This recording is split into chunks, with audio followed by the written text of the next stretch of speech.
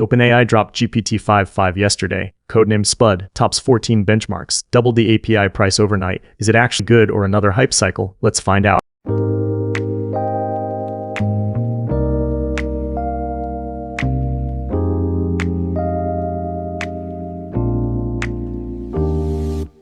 Dust off the records of the long-forgotten day. We trace the hidden lines where the mysteries play.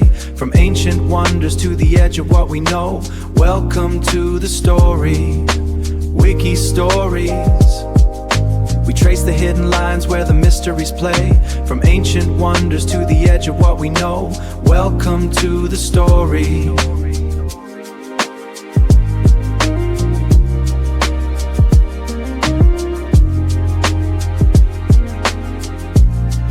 Your daily knowledge.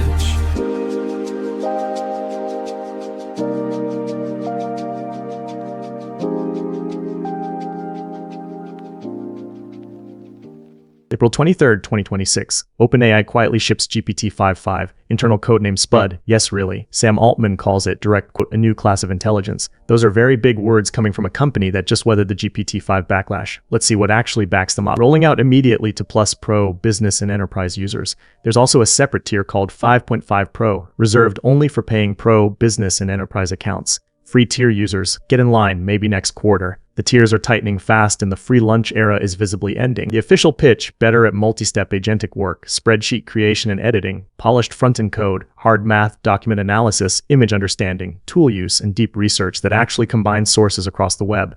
In other words, all the things GPT-5 was loudly supposed to nail 8 months ago, but clearly didn't. The selling phrase on launch, quote, "We love you and we want you to win." That is the marketing. That is the actual quote. In 2026, for a language model, OpenAI says Spud can look at an unclear problem and figure out what needs to happen next. Translation, agentic workflows, booking flights, editing documents, fixing your pull requests unsupervised. Okay, the actual numbers. GPT-5.5 just took state-of-the-art on 14 separate public benchmarks. Anthropic's Claude Opus 4.7 leads 4 of them. Google's Gemini 3.1 Pro leads 2. OpenAI wins every other major evaluation on the board. In competitive terms, that's a route. Terminal Bench 2. That's the benchmark that measures whether an AI can run an actual shell, fix real bugs, and not wipe your file system. Spud hits 82.7%, a new state-of-the-art, narrowly ahead of Anthropic's Claude Mythos Preview, which scored around 80. FrontierMath tiers 1 through 3, the tier where math PhDs start to struggle. GPT-5.5 scores 51.7%. Claude Opus 4.7 scores 43.8%.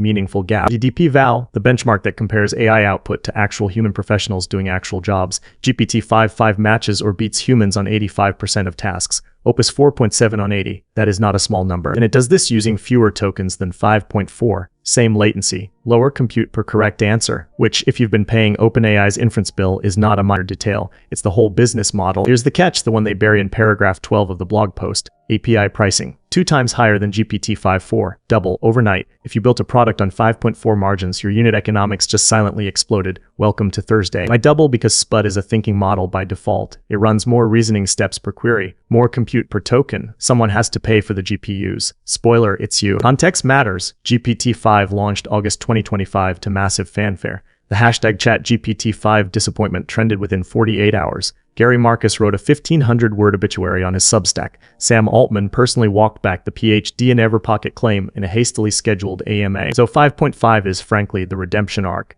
The quiet fix for a release that everybody inside the company privately knew was rushed to meet an investor deadline. That's what these shiny benchmarks are really telling you. Not a new class of intelligence, a course correction with a new codename. The super app pitch, combining ChatGPT, Codex, and the AI browser into one unified enterprise product, that is not a language model announcement. That is OpenAI telling Microsoft, we're building an operating system. So is it actually good? Honest answer with receipts. Yes, but yes on every benchmark that matters. Yes on agent reliability. Yes on coding and on debugging. The but is the price tag, and the but is the vibe, which in consumer products matters. Users who love GPT-4o's warmth have been loud. They say Spud is smarter, but it's also colder. More corporate, more hedged, more please consult a professional. That is a product choice, not a limitation. And the elephant, Anthropic's Claude Mythos Preview was showing similar numbers 2 weeks before Spud shipped. Google's Gemini Ultra is reportedly weeks out. The benchmark lead has a very short shelf life. The honest take, GPT-5.5 is what GPT-5 was supposed to be. It's a real improvement. It also isn't a revolution.